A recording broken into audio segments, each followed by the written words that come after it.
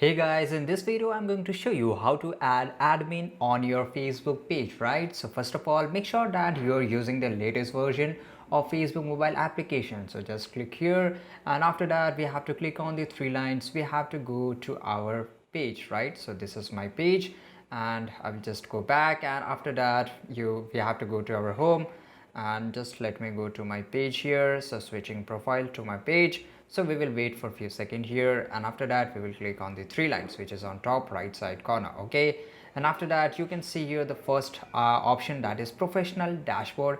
Click on this, and after that it will load, and just scroll a little bit, and here you can see the option that page access, right?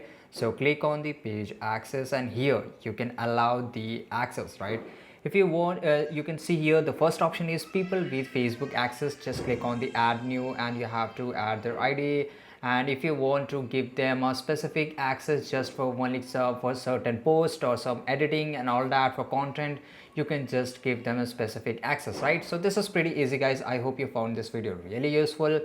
If you did, subscribe our channel right now, comment down below, and make sure to like this video. See you in the next video. Till that time, take care. Goodbye.